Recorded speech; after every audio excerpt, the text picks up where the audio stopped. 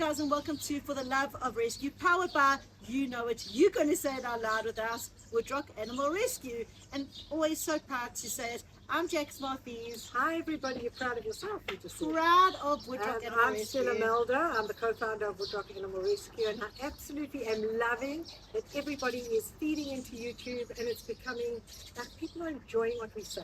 Absolutely.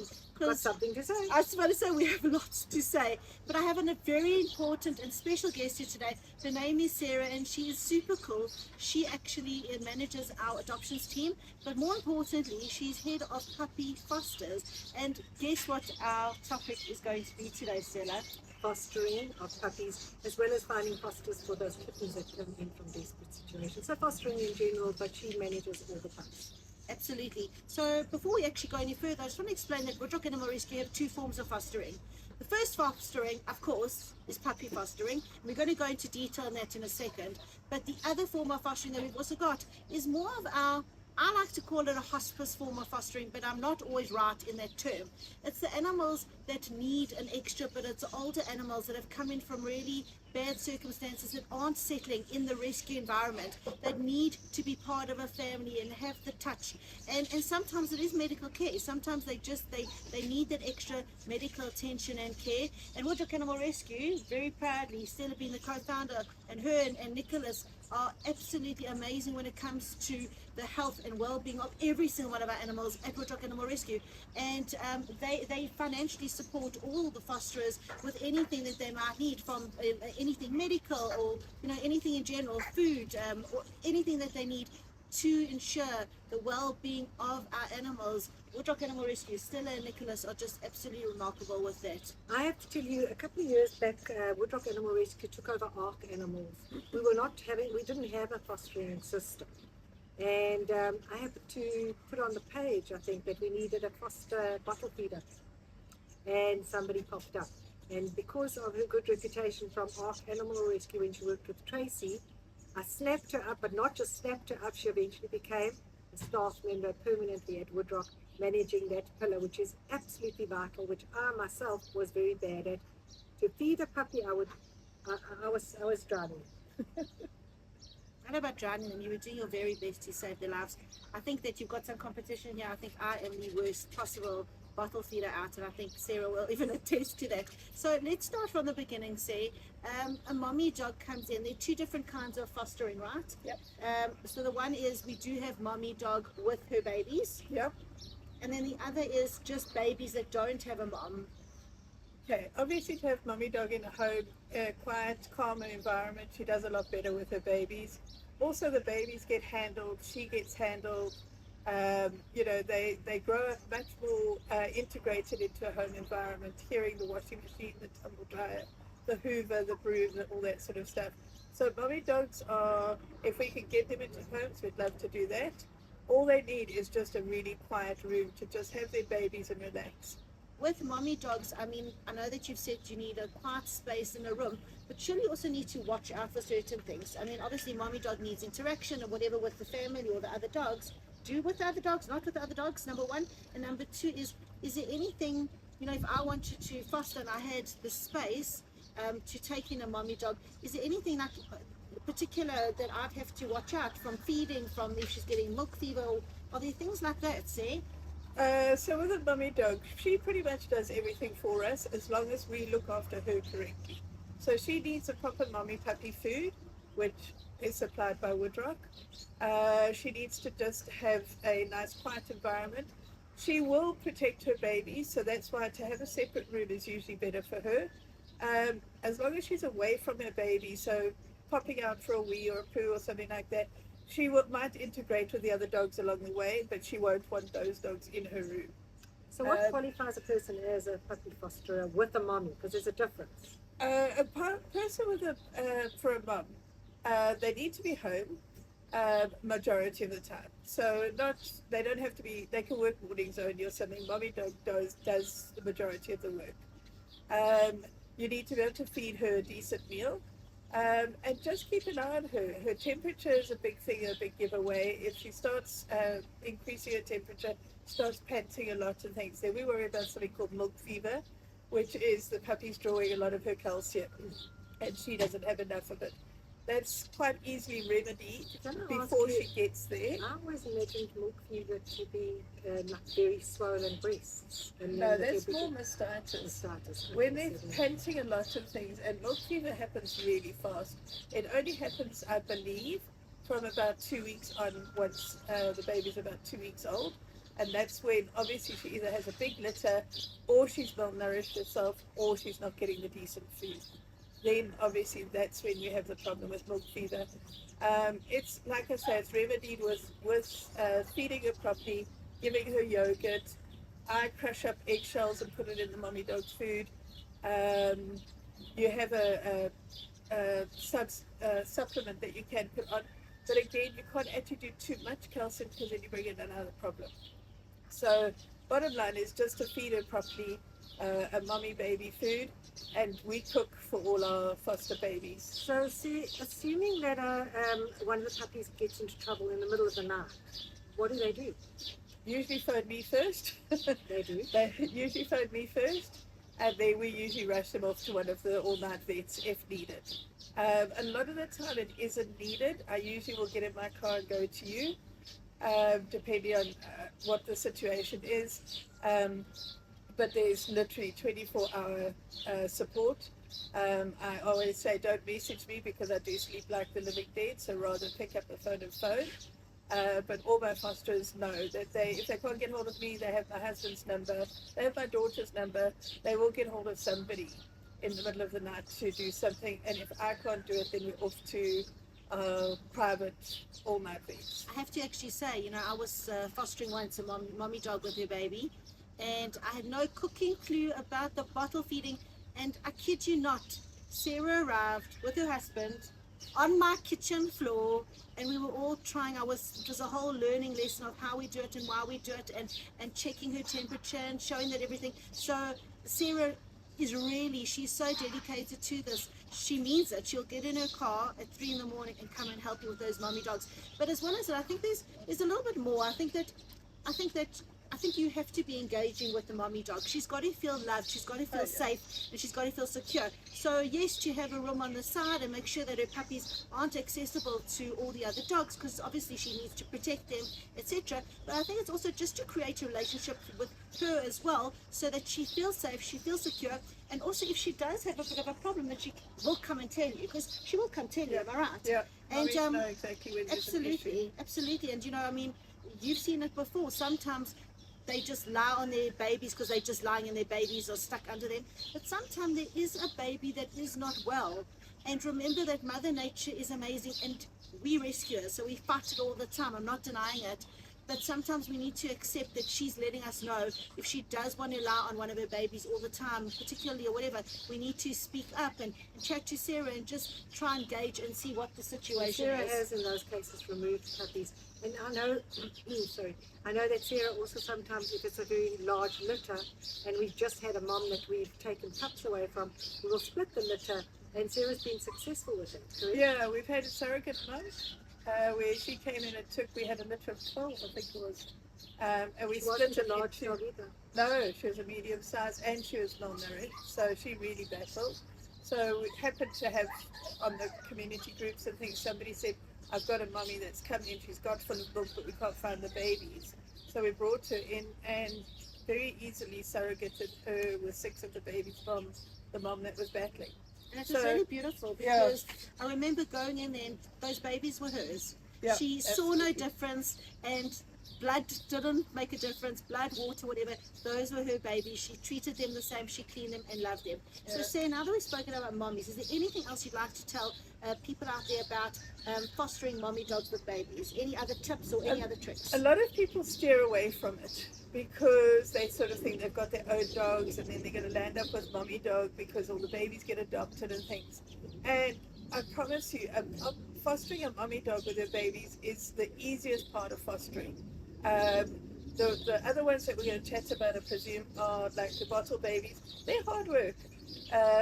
Other pups on their own that are slightly older don't need the bottle babies. Those are also hard work. They, you know, the dogs that need a lot of interaction, the older adults and things, they need a lot of time and dedication. With a mommy, literally, yes, you need to love and cuddle her like she's yours, but I promise you, a mommy dog with a spare, if you've got a spare room, she does all the weeing and pooping for you. She does all the feeding. It's just literally like looking after your own dog. Sarah, And it really is easy. can I ask you a question? At the end of the day, when a person, a lot of people will want to become foster moms to a puppy feeding because it's cute for their kids to see. Yeah. How do you judge a puppy foster, a foster home where they got mums and pups? Mums and pups. Yeah. Mums and pups. Let's just talk about fostering in general and what we need for people to foster pups. We need somebody who's dedicated and going to spend time with the pups. We need somebody who's home majority of the time, in and out, obviously doing your shopping or fetching kids from work, school, or that sort of thing. But you do have to sort of either work from home or be a stay-at-home mom running the home. The pups need a lot of interaction. They need You can really see feeding. the difference with a pup that's been in a foster home to a pup that's been in a shelter. Absolutely. If we home two pups together, one that's from the farm and one that's been in foster care, they are like chalk and cheese. The ones from the farm are a lot more nervous. They obviously need a lot more house training. They need a lot more interaction and things. Whereas a pup from a home, from a foster mom, it's pretty much house trained for you, which that's a huge bonus. It's quite au fait with home environment, washing machines, tumble dryers, TVs, the broom, the lawnmower, the weed eater, all that. They take it in their stride. Whereas a 8-week-old, 9-week-old baby going home from the farm that's only ever really had the kennels being sprayed with water to clean and things like that, they're a lot more scared of that sort of environment. And it does take it a while to adjust compared to a foster baby. I think what Stella was actually trying to say as well is that if you want to be a foster mom To a mommy with puppies, or even just to puppies, I think you've got to understand that it's a process. There's time, there's dedication. So don't do it because your kids on school holidays and they want to play dress up. That's I think where Stella's coming from, and I'm just going to say it like it is. One of the biggest fears that I've encountered with a new foster, and I'm now talking about a mom with puppies, okay? Because it's so exciting, it's the nicest thing, as you said, it exists. Is at the end of the day, when it's time to pull back. That's what, and when they're starting to go to their homes and things like that. And what do you do with the mom? The mom? So why I'm saying it because I do know that other foster moms, I'm not saying all rescuers, other foster moms with the that are with homes, the fosterer, it's up to them, if I'm not mistaken, and so in some cases I could be wrong, to get a home for that mommy. No. We take responsibility for those dogs Am I right? all the way through. So I think that you both saying the same thing actually in essence is that Woodrock Animal Rescue take full responsibility to rehome mommy and puppies without a doubt. Yeah. We take on the responsibility. We want to make sure that every one of those animals end up in the right home for them. And that's why it's so important. But what Stella I think is trying to say is that We don't ditch. we don't ditch. Never. We will look after that mommy dog. So if that mommy dog is with you and all her pups have gone home, we will make sure that we find that mommy dog the perfect home for you and for their family. But yet again, I do want to just reiterate out there, because I've been in a position, the puppy looks so cute, it looks so adorable, I'm on holiday for 2 weeks, which my daughter's done to me. I'm on holiday for 2 weeks, I'll bottle feed and I'll say hell no, because it is a real commitment. It's not a week, it's not 2 weeks. You need to be up every couple of hours and check on how they're doing and spend time with them. So if you're going to foster, we would love and absolutely adore you guys to foster, but just make sure that you're doing it with the right intent and the right understanding of everything that goes into the process of actually fostering. Say, can we now talk about puppies? And there are two parts to puppies I want to talk about. The one part is obviously bottle feeding puppies, and the other part is actually taking in. We've got a litter. We've got a couple of litters here. I'm walking around Woodrock and I am freaking out. It's the end of year is coming, and we're sitting with how many puppies? We're sitting with a fortune of puppies. 59, I think you said yesterday. We are sitting with 59 puppies, and if we do not get them into homes within the next month, these guys are going to grow up in shelter. They're going to spend December in shelter and January most likely in shelter, and they're just going to be, it's going to be very difficult for us to watch them being in shelter over this festive season. It's very lonely and it's very hard.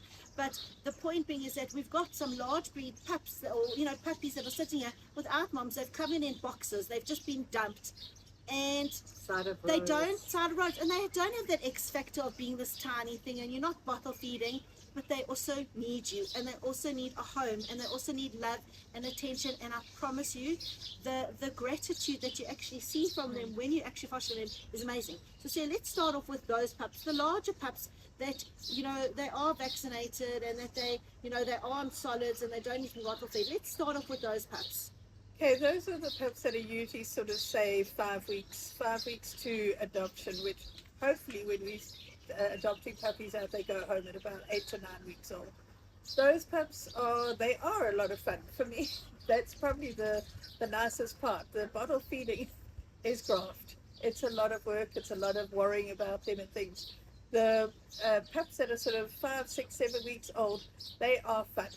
They bounce around your garden. I always say to my fosterers that if somebody put a camera over the wall or looked over the wall and looked at me sitting in the garden with the pups, they'd say, oh, need a loony bin for her, because inevitably I've got a huge smile on my face just watching them and their shenanigans.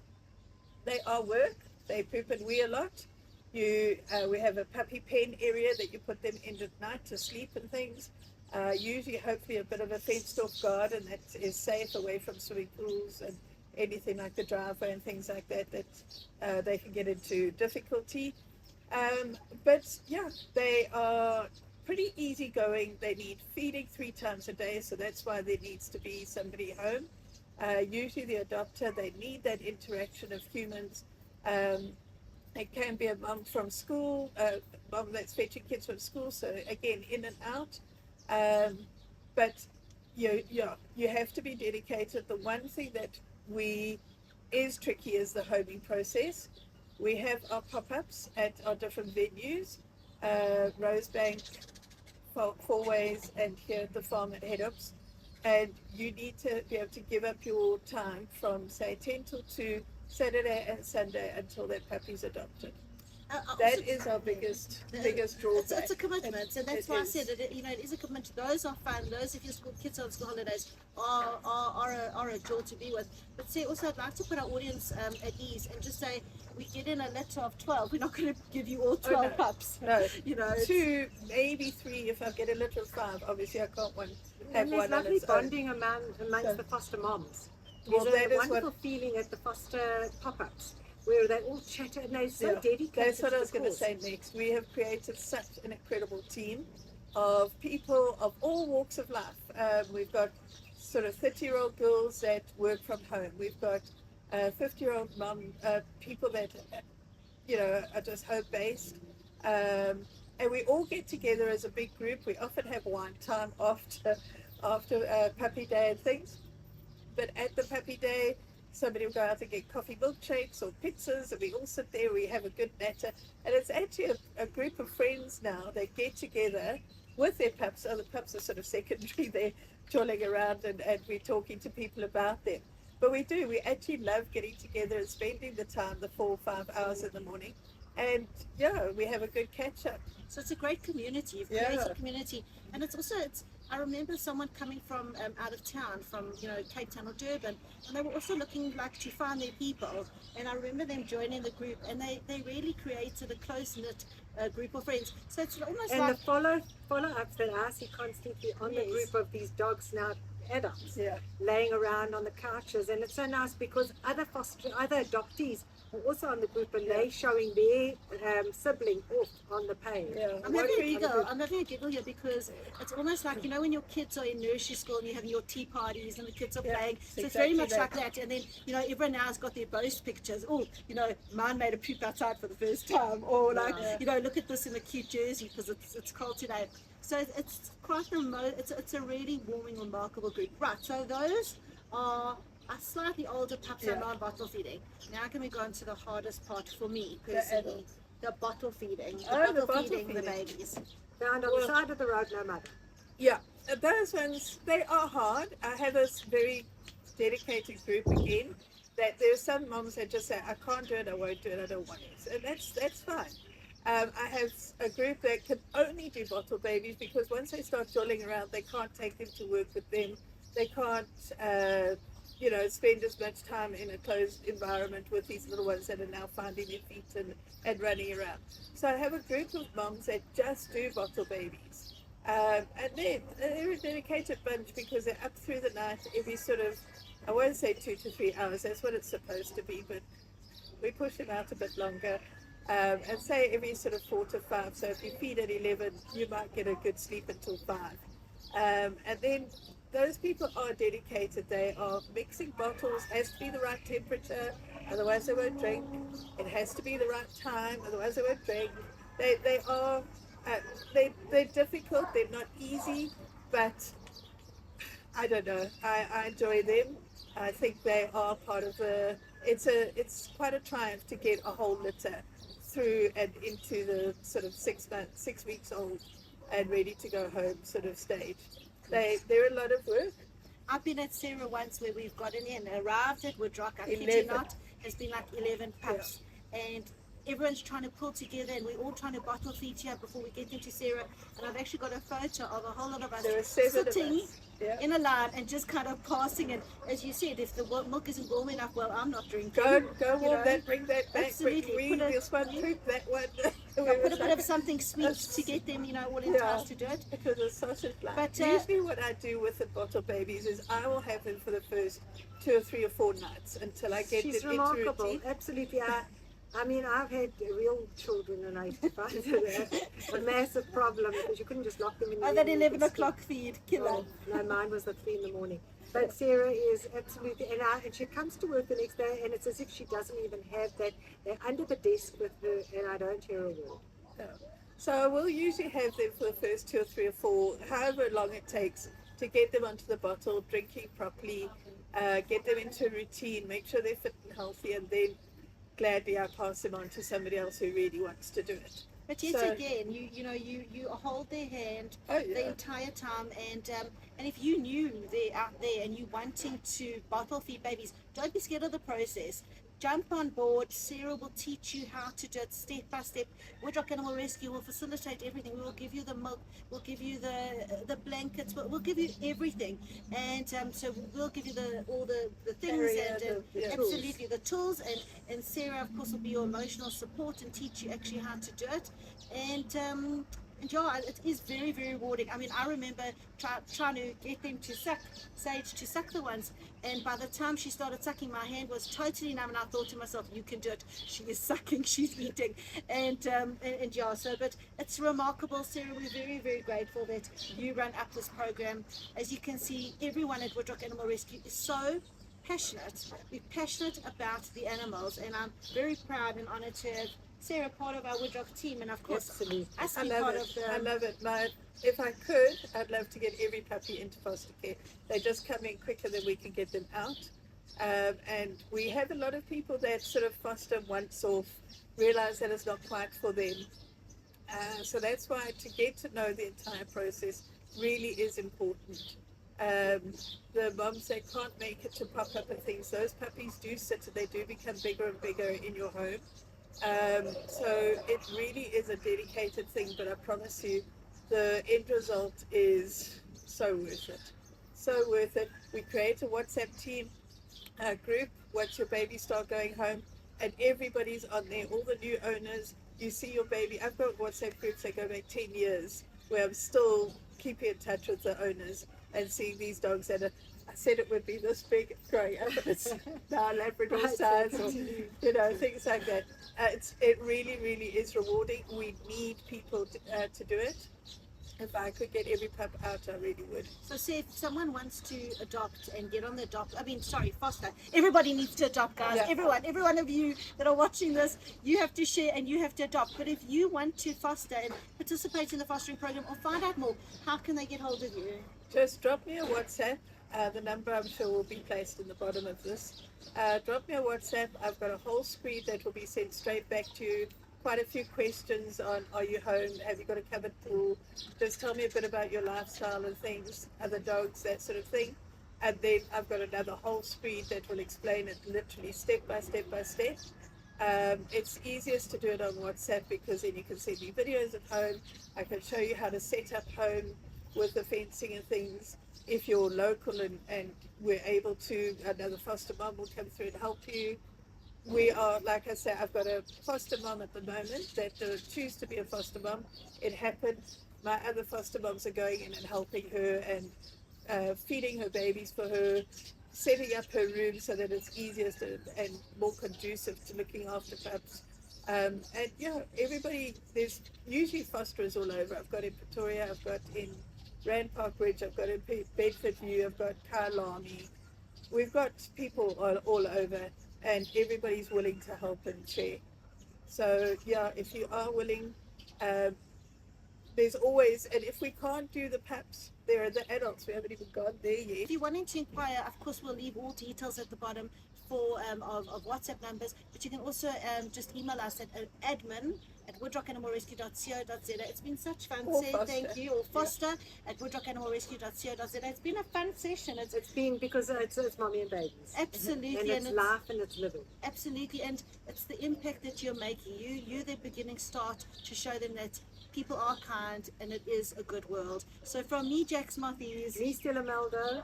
And me, Sarah, we need you. Please join us. signing out from For a Love of Rescue.